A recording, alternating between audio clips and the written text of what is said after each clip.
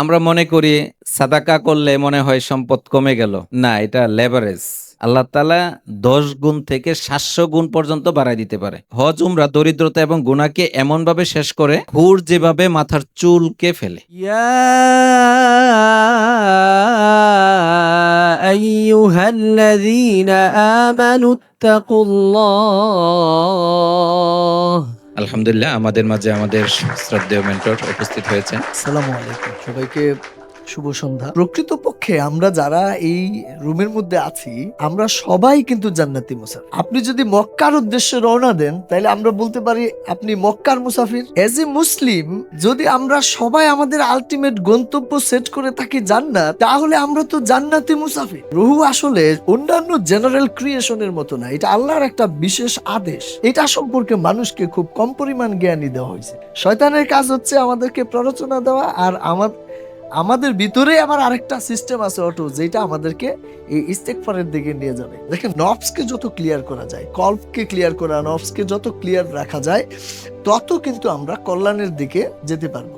রুহের খাবার কি কারো ধারণা আছে? দেখেন, আইদার উই কন্ট্রোল দ্য নফস or the nafs will control our destiny. দেখেন, সূরা নাজমের 24 নম্বর আয়াতে আল্লাহ তাআলা বলতেছেন, মানুষ যা চায় তাই কি সে পায়? সবার কোশ্চেন এটা। কোরআনের যেহেতু আয়াত, তাহলে আল্লাহ আমাদের পক্ষ থেকে কোশ্চেনটা করলো। এর একটু সামনে যায় 39 নম্বর আয়াতে বলতেছে, মানুষ তাই পায় যা সে চেষ্টা করে। ভাই, আপনি যে অ্যামাউন্ট বলবেন ওইটা উনি জাস্ট কুন ফায়াকুন বলা বাকি হওয়া বাকি না। জান্নাতি মুসাফির আইডেন্টিটি, জান্নাতি মুসাফির উম্মাহ হচ্ছে আমার একটা কমিউনিটি, যেটার মধ্য দিয়ে আমি শুধুমাত্র পরকালের অ্যাসেট তৈরি করি। 70 ক্লাব এবং প্রপার্টি হ্যান্ডওভার আমার একটা কার্যক্রম আছে, যেটার মধ্য দিয়ে আমি দুনিয়া কামাই।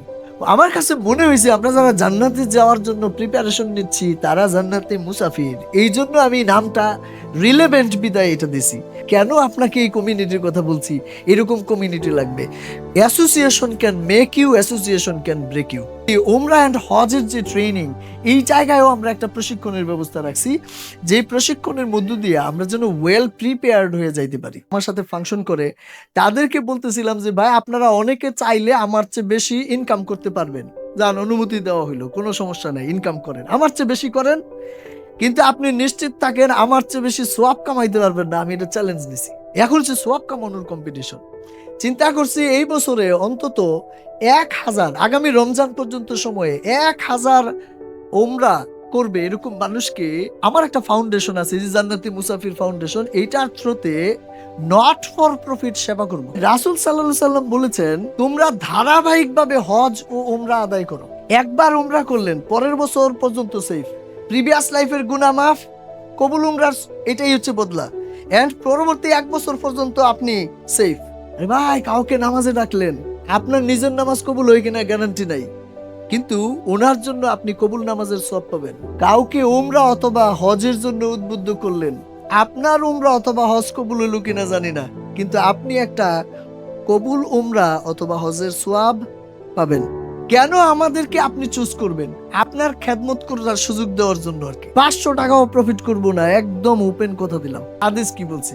যে ব্যক্তি একটি ভালো কাজ করার ইচ্ছা বা নিয়ত করে কিন্তু তা করতে পারে না, আল্লাহ তার জন্য পূর্ণ একটি নেকি লিখে দেন। সহিহ আল বুখারী, সহিহ আল মুসলিম। যদি কেউ উমরার নিয়ত করে, এমনি হাদিসে তো দেখছেনই, নিয়ত করে আপনি যদি মারাও যান, তাইলেও আপনি কবুল উমরার সওয়াব পাবেন। নিয়ত এত পাওয়ারফুল জিনিস।